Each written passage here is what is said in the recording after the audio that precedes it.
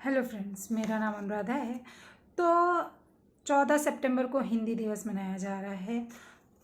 उसके ऊपर एक कविता मैं कहना चाहूँगी। अंग्रेजी पढ़ के यद्यपि सब गुण होत प्रवीण, पै निज भाषा ज्ञान बिन रहत हीन के हीन। पै निज भाषा ज्ञान बिन रहत हीन के हीन। परदेसी की बुद्धि अरु वस्तुन की कर आस। परदेसी की बुद्धि अरु वस्तुन की कर आस। परबस है कब लो कहो रहियो तुम दास के दास। करो विलंब न भ्रांत अब उठऊ मिटावहु सूल। निज भाषा उन्नति करूँ प्रथम जो सबको मूल। अगर अंग्रेजी पढ़ पढ़ के भी आप प्रवीण हो जाते हैं, बहुत ऊंचे मुकाम पर पहुंच जाते हैं, लेकिन जब तक आपको अपनी मातृभाषा हिंदी का ज्ञान नहीं होता है तब तक आप हीन के हीन ही रहेंगे, ऐसा कहलाएंगे। ये कविता के माध्यम से कहा जा रहा है कि अगर आप परदेशियों की बुद्धि, उनके ज्ञान, उनकी भाषा को अपनाते रहेंगे तो एक जो दास्ता का शूल है वो हमारे दिमाग में हमेशा रहेगा, जिसे निकालने का अब सही समय आ चुका है।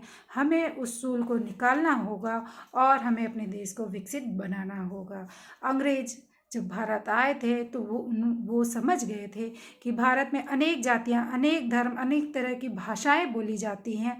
तो उन्होंने बड़ी चालाकी से जाति धर्म के माध्यम से लड़ाइयाँ तो करवाई ही, लेकिन एक भाषावाद को भी पकड़कर उन्होंने बहुत विवाद खड़ा किया, जिसकी वजह से उनकी भाषा अंग्रेजी को सब आपस में अपनाने लगे कि वो कंफर्टेबल हो गए कि अंग्रेजी सबसे अच्छी भाषा है और हमें अंग्रेजी बनना है, अंग्रेजी बोलेंगे।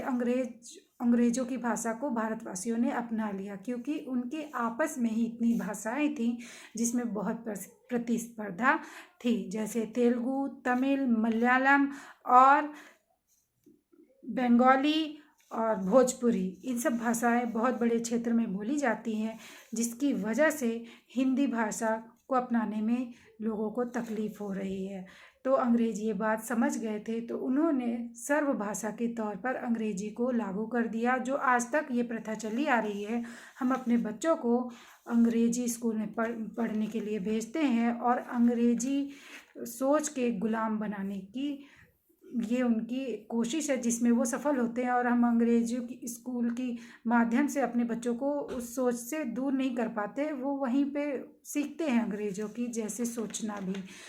तो मेरा कहना ये है, हम जब अपने बच्चों को अंग्रेजी स्कूल में भेजते हैं तो वो अधिकतर समय अंग्रेजी सीखने में ही बिताते हैं, जिसकी वजह से विज्ञान और गणित जैसे महत्वपूर्ण विषय पीछे होते हैं और उसका बुरा असर हमारे बच्चों पर पड़ता है। तो अंग्रेज़ ये बात बहुत अच्छे से जानते थे कि अगर इनके देश की इतनी सारी भाषाएं हैं उसमें ही प्रतिस्पर्धा करा दी जाए तो ये आपस में लड़ते रहेंगे और हमारी अंग्रेजी भाषा का सिक्का जम जाएगा और ये अंग्रेजी बोलने पर और सीखने पर मजबूर हो जाएंगे। तो मैं 4 लाइनें और अपने कविता के माध्यम से कहना चाहूँगी। आई होप आपको पसंद आएगा, तो वीडियो को लाइक ज़रूर कर दें।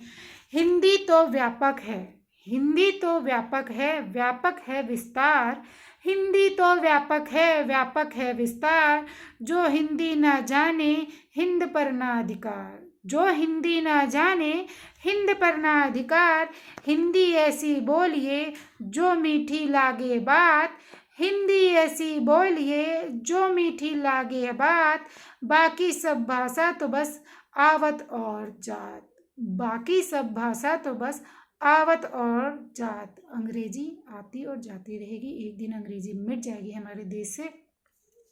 तो मैं ये दोस्तों कहना चाहूँगी कि अंग्रेजी बोलिए, बहुत अच्छी बात है, लेकिन अंग्रेजी जिनको नहीं आती है, जो हिंदी बोलते हैं, उन्हें आप शर्मिंदा महसूस मत करवाइए कि तुम्हें हिंदी आती है, अंग्रेजी नहीं आती है। कृपया ऐसा ना करें। जिसको हिंदी में बोलना है वो हिंदी में बात करे, जिसको इंग्लिश में बोलना है वो इंग्लिश में बात करे बेशक, लेकिन शर्मिंदा किसी को महसूस ना करवाया जाए। तभी हमारा देश आगे की ओर बढ़ पाएगा, जब हम अपने मातृभाषा को पहचानेंगे, अपने मूल जड़ों को जानेंगे और उस पर काम करेंगे, उस पर सोचेंगे। तो शुक्रिया दोस्तों, वीडियो को शेयर ज़रूर करें और लाइक करें।